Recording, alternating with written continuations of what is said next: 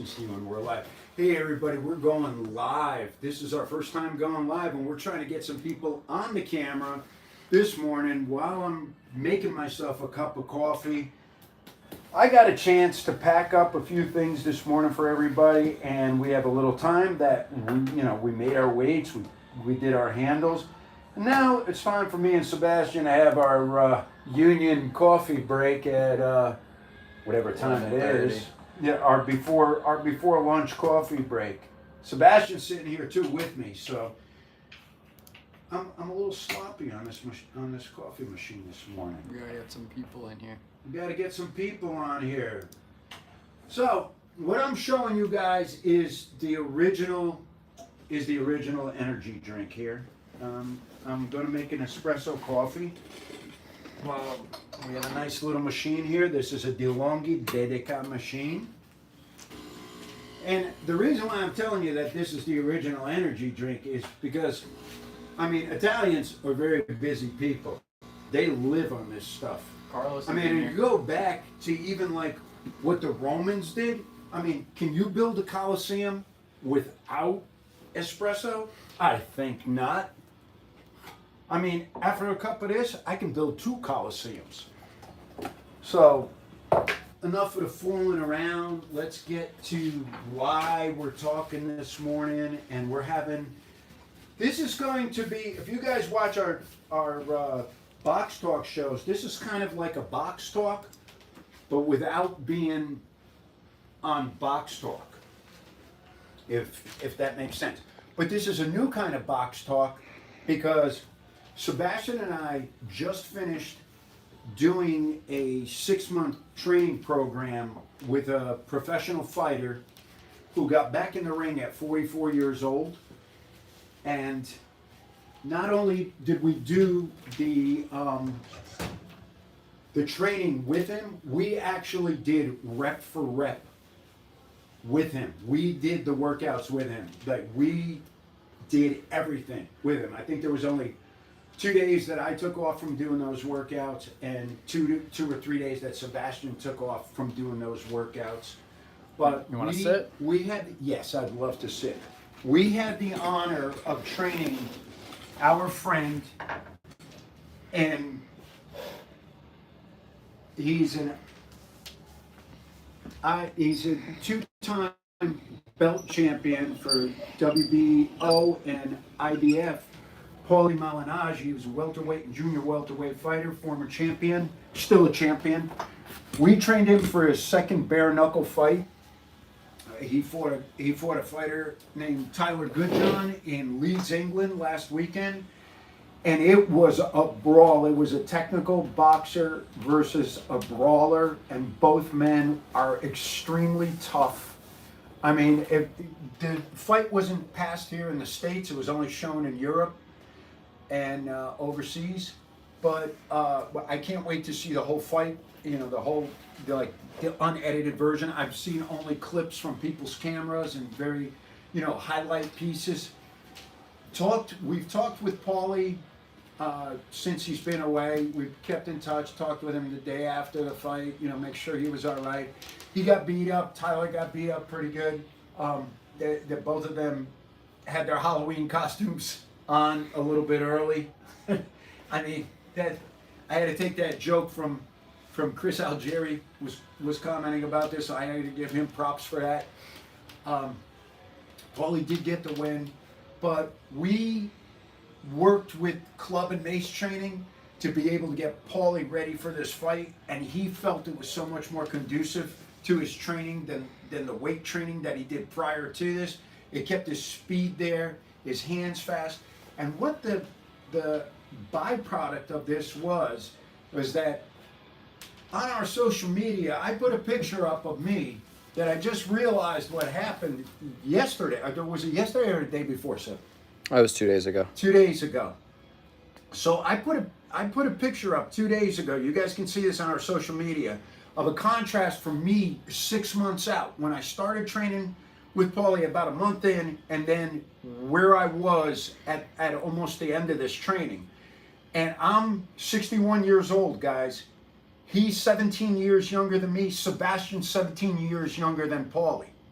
So we did rep for rep with him as far as his conditioning work using maces and clubs, plus the extra workouts that I do, my own personal workouts, plus our workouts that follow along that we do, that you guys do.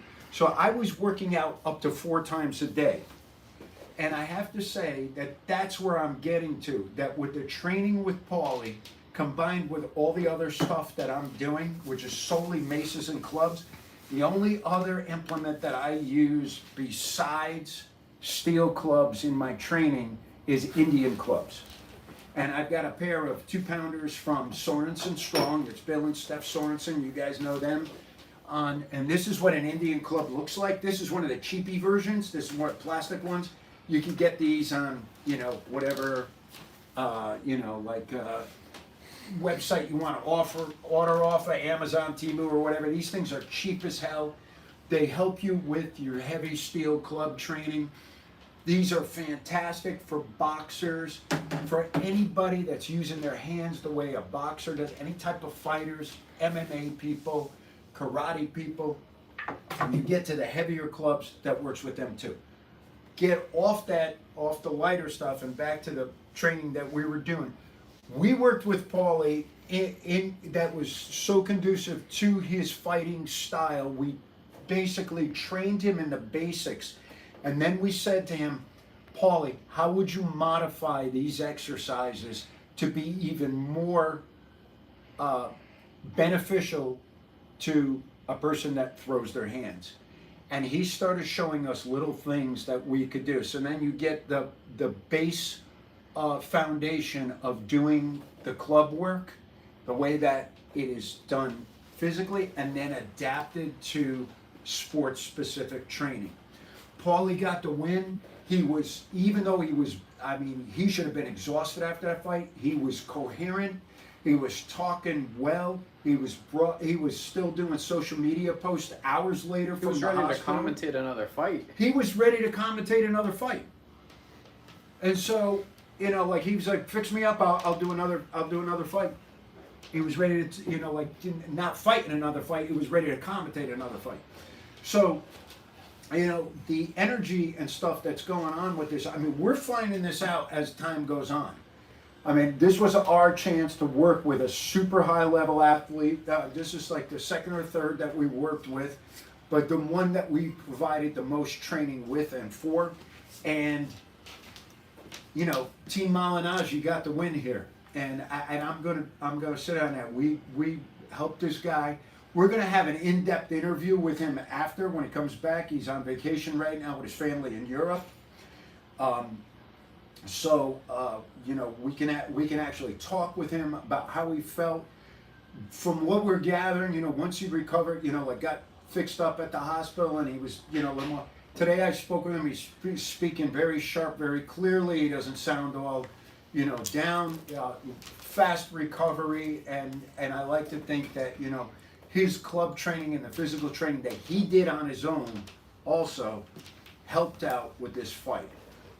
We gathered so much information from this right now with, the way that the fighters move, what we're seeing, what they're looking for, what the outcome comes. Somebody from personally that we got a chance to actually work with. This was such an honor. I'm still on cloud 9 from this. I'm like, if you guys know me, if you watch my videos and stuff, I get like goofy over stuff. I'm just like, over everything when stuff works out good. And I'm like a big little kid. And this to me is like, I'm like, in the words of Mike Tyson, I'm ecstatic. And I can't say anything else. I feel like, this was so big that he got this win, 44 years old, going out bare knuckle. What were some of the movements that you were training with Paulie? Okay, so that mimic boxing and stuff. Seb asked, I don't know if you guys heard that, but Seb asked. Carlos asked. Oh, Carlos. Okay, thank you. So Seb is reading the questions for me. He'll be reading the questions for me because my eyes. I'm an old man. Tell him you're an old guy. So, so Seb asked, what movements did we train? Or Carlos asked, what movements did we train? With the Paulie's boxing. Everything started off basics. You know, Paulie had to learn how to do a front swing. Paulie had to learn how to pick up the club. Paulie had to learn how to do, you know, a shield cast. When he got to there, he got to a mill. Once he started getting these movements, you know, 85% and better, we started saying, all right, now alter what you think. You know, how would your feet be? How does this you know, is this conducive? A lot of times when we're training clubs, I have to see if I'm standing up. Am I on I the got screen? you. A lot of times when we're training clubs, we're training front, and then we go side, side. Paulie was taken for more to the side, where the boxer stance, where you're going from side, working in this position more, using the front as a transition to go to the other side, so he could go back and forth quickly. He felt from his feedback from it that his footwork was matching his hand work. His hands are extremely fast. That is where we wanted to focus on his hand speed. And we did simple modifications. I mean, these can even be done with dumbbells, which we did. But as we're training with the clubs, Paulie would do things like where he's throwing a punch in time with using the weight. And then he would change it to other ways so the weight was different in his hand. Top weight, bottom weight, the rotation of the punch, the uppercuts, and then he would change the weights to the outside, uppercut, where it would fit on actually more of a boxing movement than the exercise movement itself. This is just a small modification that we're going to do. We're going to work with him when he comes back to actually show everything that we did do. We took videos for this. We wanted to make sure that he was okay after the fight before we started putting stuff out to, you know, like raise us up. We want to make sure he was okay. I mean, that's one reason why I didn't just start taking footage and throwing it out there. We want to see how he felt, both physically and emotionally after the fight, if he's ready to share this stuff. So, you know, I have to respect the fighter's wishes there. You know, that was one thing that we had to do. And plus, we became very close, you know, during this training. Of course, we're working side by side and sweating together. So that builds a bond. All right, well, I ran a poll that Okay. says, do you train clubs weekly? And there got 5 votes. You know, we had about 10 people in here. 60% of the people said no. You want to talk about some of the benefits of training with clubs weekly that you found as just an older guy? Okay, so A biased older guy? So if we go to a biased older man's opinion about club training, you know, especially with somebody who trains with clubs, and I make clubs, and this is my life, and you know, I haven't done any other modality. Like, I left CrossFit in 2014. You know, I did all the Festivus games and everything else. I was not a CrossFitter per se. A lot of the exercises during some of the competitions, I had to ask what they were. The judges used to, you know, because I that was the last modality that I was dabbling in. I wasn't really proficient in it. But I solely went into club and mace training. I train clubs and mace training as my predominant form of fitness at, you know, for the past, since 2014. It is 2025, so that's 11 years of me not picking up weights or kettlebells. So I'm doing this. I feel fantastic. The thing that I noticed about training with clubs versus other modalities, you know, that aren't clubs, that aren't, let me rephrase that. The things I noticed about club training versus regular weight training is that I am moving in different planes. The weight travels in different planes. When you're weightlifting, you're moving in a linear fashion. It's a push off your chest for a bench press. It's a press overhead. You're moving linearly, picking straight up as far as a deadlift. Okay, very few things go in a circle the way that your joints are designed to go. The clubs get you to do that, and they increase your range of motion. So when I trained heavy weightlifting, and I was much larger than I am now, medially rotated like this because I was bench pressing so much. Don was brolic in the and, 90s. And I had to redo my posture. My shoulders were in bad position. That's one of the reasons why I had a shoulder injury, was because I was medially rotated. I wasn't able to, and I could pretty much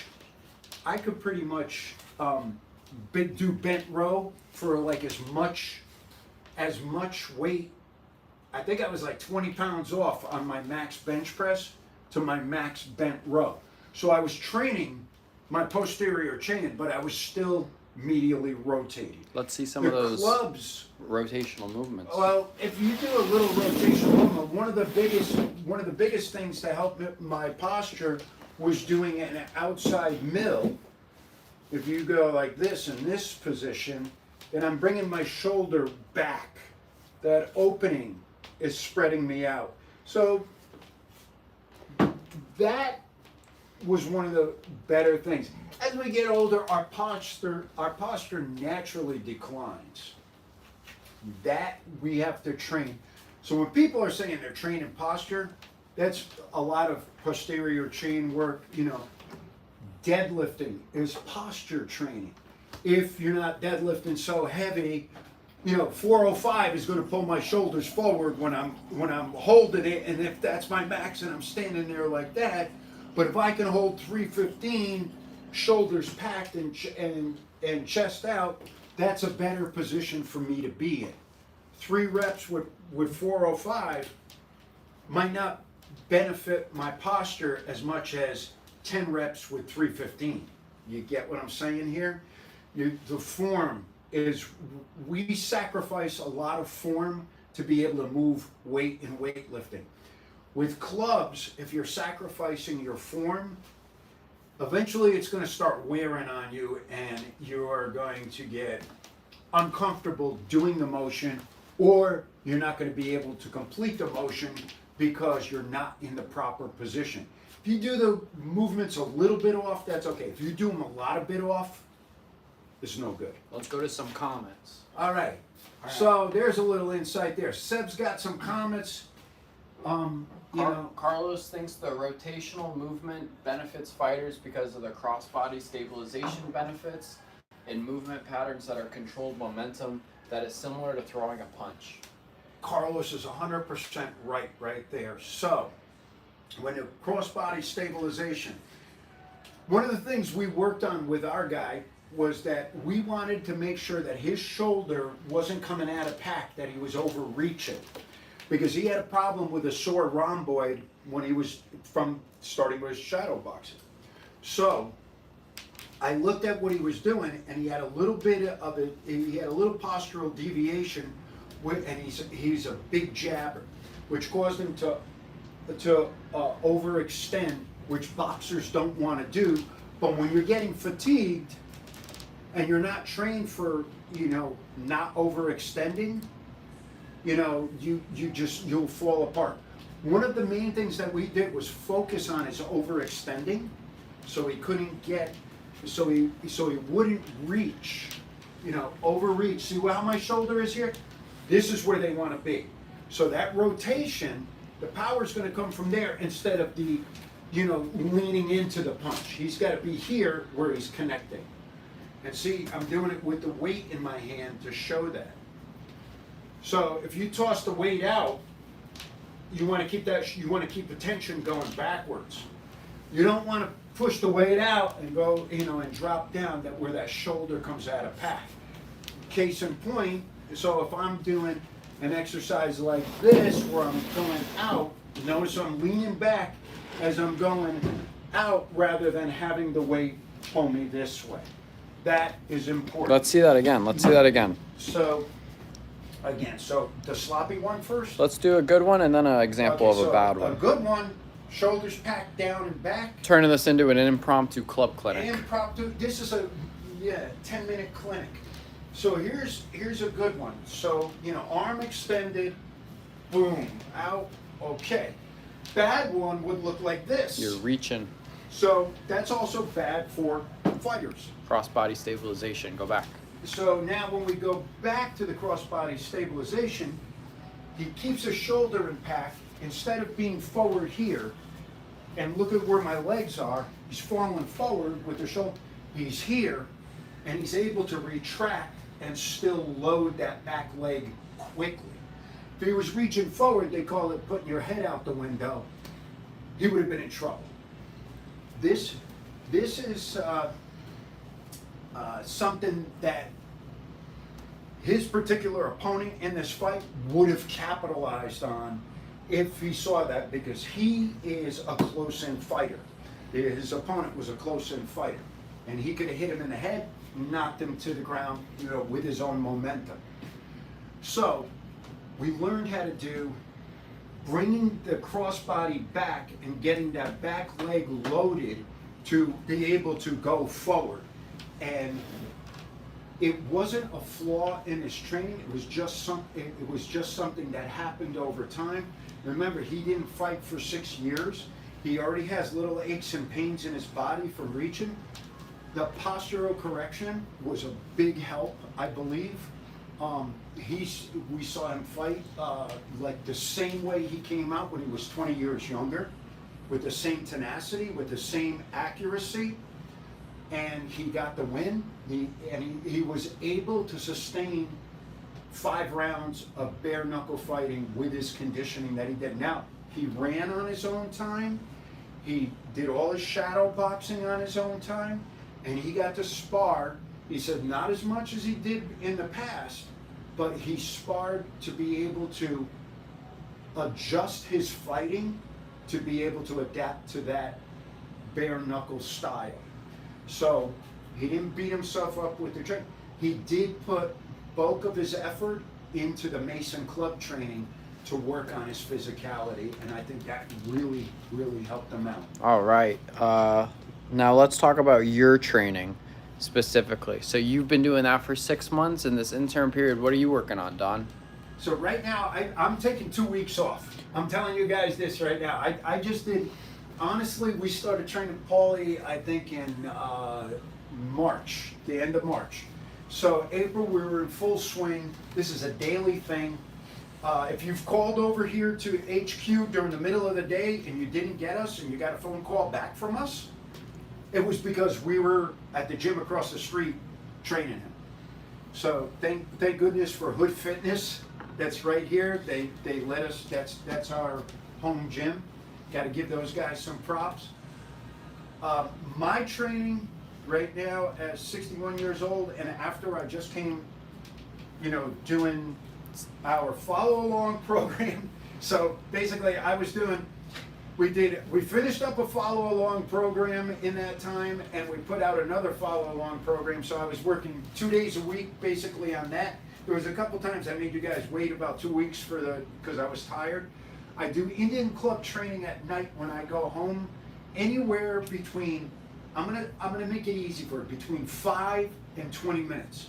I will take my Sorensen Indian clubs outside, put on 3 to 5 songs that are 5 minutes long, put them on my little speaker, let my dogs play, and I just do a brain workout to get, for cognitive development, because doing double Indian clubs in patterns like this, and double heart patterns and alternate mills, it's taxing on your brain. It also helps this stuff, with this light stuff, helps with the heavy stuff when you're training.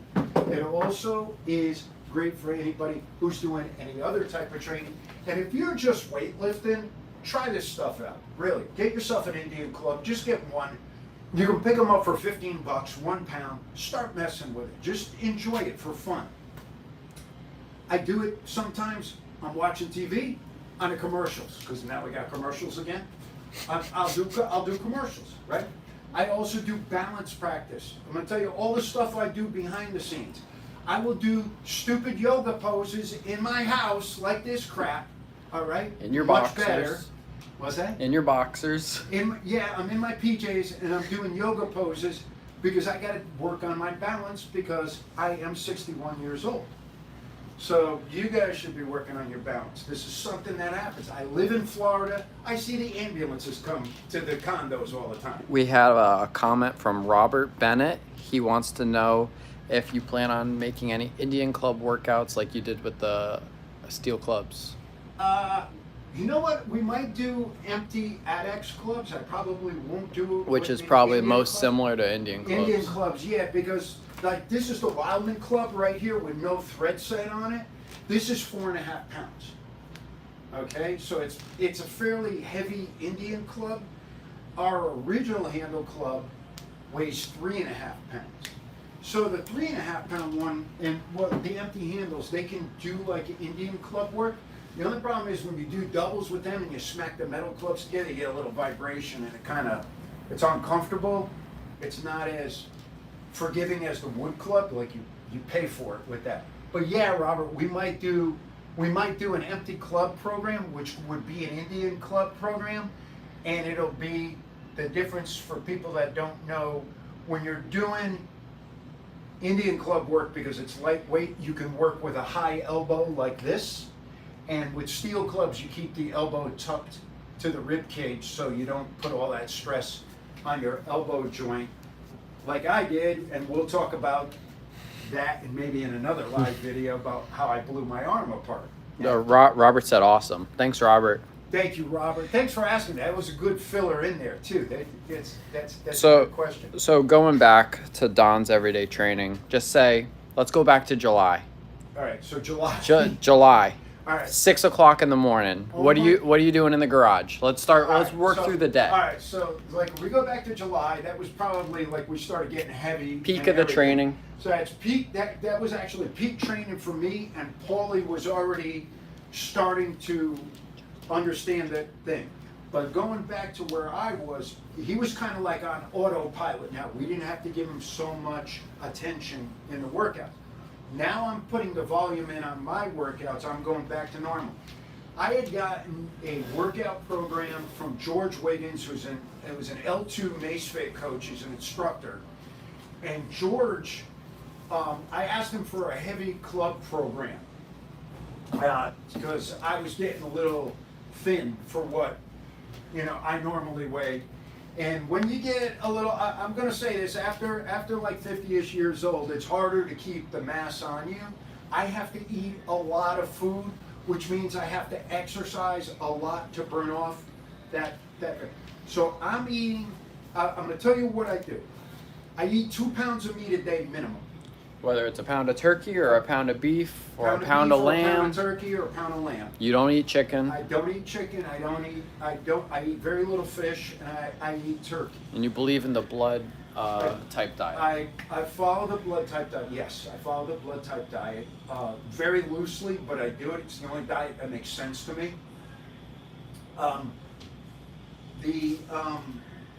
Back to the training now. 6 o'clock in the morning, I was waking up, and I was doing the workout from George Wiggins, and it was a full workout, body trashing. I actually had to call him and I said, George, he had it set up for 4 days a week, 2 days, upper body, lower body, day off, upper body, lower body. I had to do it 2 days a week because of the amount of training I was doing, and I was using that to maintain mass. So I was doing these workouts. Those workouts probably lasted like 35 minutes in the morning. After that, I would do, I had my 20 mace swings, which I start every day with. I did my George Wiggins workout in the morning. I'd come here, do a little bit of packing, keep straightening out stuff here. Paulie shows up, we go to the gym. We're in the gym for no more than 30 minutes. It was 5 4-minute rounds of all-out mace and club work. Getting the form down, and it was basically mid-weight stuff where you could work in the power endurance range. That's where we wanted to be, and then it backed off to being lighter as we got closer to the fight so that he could work on speed. That's how we schedule that. So I'm doing that workout. I already mentioned my Indian club workout, which I do 5 to 10 minutes in the evening when I was doing that. Plus, I'm doing, my yoga poses, which I don't consider them a workout, but it is physical stress. Now, adding to there, we were doing follow-along workouts, which we're videoing. I think in July, Sebastian was making me do like 3 a week. So now I have 3 extra half-hour-long training sessions. 15 to half an hour. It was a half an hour. Don't give me that. It was 15 I was minutes. the one living it. And this is my truth, buddy. That was a half an hour. You were cracking a whip on me. So now I'm doing a half-hour workout, and all right, I'm going to be honest about this whole thing. All of those, 90% of them workouts that I did were with the weight that I was showing you guys. There was very few workouts where I put a spacer weight in there. You could see when I got the spacer weights in my stack of weights. I would use a gray one or a blue one so you would know that I'm using a spacer weight, because I don't want you to think I'm like Joe Superman. You guys out there at 61 years old can do the same volume of work that I did plus your job during the day. This is the point I'm trying to make. I don't do anything special. I knocked down my drinking to almost nothing. I think I drink a beer a week now, and I used to be a daily beer drinker. I don't do that. I eat really well. I'm not weird about my food. I'm not like, ooh, I can't eat now and this and that. I eat all day long, and I eat pretty much everything as long as it's in the parameters of my food. My workouts up to 4 times a day, anywhere from 5 minutes, and I'm going to say it, 5 minutes of exercise is a workout. 5 minutes to 45 minutes long are these workouts. So this is what I did. Again, this is the accumulation of training that I did for years. I'm able to do this. I have a tenacity. Yes, I'm going to beat something to death. I'm going to keep trying to do it until I can do it. So That's your training philosophy? No, well, you guys try to kill me. You're like, here, like, Donnie, do this workout. And I'm like, well, that fits in with your training philosophy too. You like to do one exercise and beat it to death. And beat it to death till you're shriveled up and shaken. So for you guys to understand, I will do a front swing exercise. I'll do front swings for 700 reps. I'll do mace swings for 20 minutes. So I'll take one exercise. I'll do a ladder. I'll take a mace. I've got 6 videos that I keep remaking for some reason of me doing a mace ladder to get you guys doing mace ladders. So there's so much out there of what I actually train the way I'm showing you guys in the videos. And I do it more than once a day. Now granted, I am taking 2 weeks off right now. I'm still doing my yoga poses. I still mess around with my Indian clubs because I can't do it. You're trying to fatten up. My wife has a gym in our garage. I'll walk through there. I'll knock out 5 or 7 pull-ups just randomly. Yeah, I'm working on the car. I go through there, just a couple pull-ups. Because I'm a spaz. I can't stop moving. So, let's switch gears again. We took a commercial break and we're coming back in a new segment of the show. So this is like a new chapter. Here's an Adex arc. See this tool right here? This is basically my favorite tool to train with. And I have the least amount of videos with it because I love this so much. Because when I train with it, I make all my mistakes. This is like I'll just do goofy stuff with this. Basically, I'm trying to flow sometimes. I'm the worst at flow, and I don't have that, like, for me to dance, like, I have to take dance lessons before I go to weddings, like, to remember how to do dancing. But with the arc, I mean, like, I'm going to start doing more videos with these, I promise. This gives you, like, this product plug right here. The arc gives you, like, it's hybrid. It's not a mace. It's not a club. You can do 95% of the club exercises with it, and you can do 100% of the mace exercises with it. The only reason why you can only do 95% of the club exercises with it is because when you got the underswing going on, you could clip your feet. Sometimes, you know, the weight grows longer on there. So that's the only drawback to it. You got to kind of hike up your elbow. You got to be really aware of where your feet are so you don't smash yourself. But other than that, I mean, it's a fun tool to work with.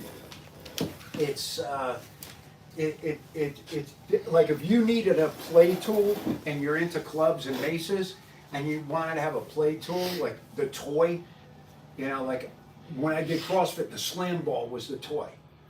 So like that to me, like throwing a slam ball around, that was the best thing. But I gotta tell you, like for clubs and maces and kettlebell type people, this stuff right here is great. This the arc is great. This was, you know, a good choice on a design that we did here. It really was. This, by the way, was a suggestion from Chris Gilbert at C1 Fit in O'Fallon, Illinois. And I gotta give a little shout out for him. He's like, you got a little shorter mace. And this is what came out of that. So, you know, as far as that type of training, got any other good questions on there? I'm running out of things to talk about. No, I think this is pretty good. Do you want another coffee? You're gonna have me on. You'll have me on for another hour. So our poll that we ran is now up to 56% of the people that voted. There's 10 people that voted. Said they train clubs weekly. So That's awesome. You're building your army. Yeah, I train clubs daily. All right. You know, you guys can, again, you can go to the Adex Club social media page. You can see a 4-month transformation in me. Listen, I put in the work. That wasn't like, oh yeah, I worked out for 10 minutes a day, blah, blah, blah, blah. 10, 20 minutes a day is maintenance training. I've done that too. That's the beginning picture. It's going to say after a certain amount of time of me just doing maintenance training 3 or 4 times a week, I started training 3 or 4 times a day. Now, if we go into the longevity aspect of this, which I'm starting to get interested in, when I was 45, I said to myself, I got to start thinking about what's going to happen to me when I'm 50. Because whatever was supposed to happen to me when people said, wait till you turn 30, it never happened. I'm still waiting for it. So when I was getting to 45 and I was realizing I'm watching people decline around me, men that I'm working with, people that I'm familiar with, you know, getting sick, getting hurt, not able to move, don't have the energy, don't have time to they don't have the time to muster up the energy to be able to work out. They couldn't get 5 minutes of psyching themselves up to get to that to that point to be able to work out. That's where I want to start talking to people, you know, because at 45 I started realizing, how do I take care of myself when I'm 50? At 50 I started realizing, what am I supposed to do when I'm 60? And I started taking longevity a little more serious than, you know, when I was 30. And I was still waiting for whatever was supposed to happen when you turn 30, but anyway, I'm still waiting on that, by the way, you know. Or you feel better now than you did at 30? Oh, hell yeah. Hell yeah. Why is that? So when I was 30, like the actual destructive time of my life was between 30 and 33 until I got my shoulder injury. So from 30, I was 248 pounds at one time. Okay, look at me. I'm 160 right now. That was Donnie Pizza though. Yeah, I was 248 pounds at one time in my life, and I really wasn't that fat. I mean, I probably was rocking about 18% body fat, 20% body fat then. I hurt myself because I wanted to go in a bench press competition, and I injured my shoulder. That's when I realized that the years of me being that size, I was constantly uncomfortable, I was injured, either my back was tweaked, my knee was tweaked, my pec was hurt, I realized now I had a lot of pec tears, that I couldn't see that were under subcutaneous fat. As I lost all this fat, I've got these holes in my chest where my pec tore off my rib cage. I see those now. All of the improper bro lifting, then that's what I'm going to chalk it up as, bro lifting. Bro science has merit, bro lifting doesn't, because it's all ego based. I was destroying myself, and I was injured 6 months out of the year for at least 5 years of my life. I was always training around an injury. Then I was out of the fitness game for a while because I couldn't even jog because my shoulder hurt so bad, nor could I do a push-up, get in a rack position to press overhead, or in a low plank position. So I was basically done. And I thought I was debilitated at 33 years old. And you had 2 kids. I have 2 young kids. I have an 8-year-old and a 7-year-old. I am working 70, 80 hours a week running a restaurant, a physically demanding job. I'm changing beer kegs. I'm lifting up a 100-pound mixing bowl of pizza dough 5 times a day. That's how busy the place was that I ran. Throwing out 180-pound drunk Canadians. It was just, a different lifestyle. Yeah, I had a pizzeria and I was a bouncer in it because it was all drunk people. It was in a tourist area. So yeah, we hired men to work there. They had to be over 200 pounds to work there. We didn't hire guys. We needed bouncers everywhere. And it was on Hollywood Beach, Florida. So if anybody knows that area, it's right where Margaritaville is now. Leave a comment if you ever went to the pizza place. If you ever been to Frank and Mario's in Hollywood Beach, Florida? Between what years? Up to prior to 1997. It was also known as Nicky's. Same family owned it. Frank and Mario's and Nicky's. And not Nick's Bar, Nicky's. Nicky's Pizza. So that was where we were. That's where I was. I lived the big lifestyle, the double XL lifestyle. It wasn't comfortable. Was not comfortable. I am better off at 185 pounds. I'm still a little light right now, so you guys are gonna see me I'm gonna try to gain 20 pounds over the next year. He's gonna try to gain 20 pounds over Thanksgiving. I could probably do it, but I'm gonna do 20 pounds over the next year, just using clubs and maces. All right, you guys can track me on this. This is not something that I'm just going to keep constantly mentioning about. I'm putting out, training videos. How I'm training to gain this weight without becoming like sloppy and messy looking. I don't want to be that. Go to my social media pictures, see the 4-month transformation. I like the way I look and feel right now. This is good stuff. I feel better at this weight right here. So let's call it fighting weight because I just trained down with a fighter doing rep for rep with him on his conditioning.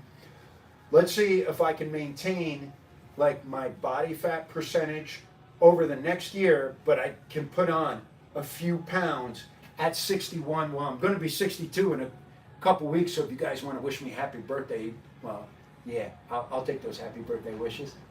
I think we might do a birthday live. Remember? You want to do a birthday workout? What do we have to do? 620 mace swings? 620 reps of mace swings or something. We could do that. Leave a comment, Or guys, 62 below. reps. Leave a comment below if you want to do a follow-along live mace workout with Don for his birthday.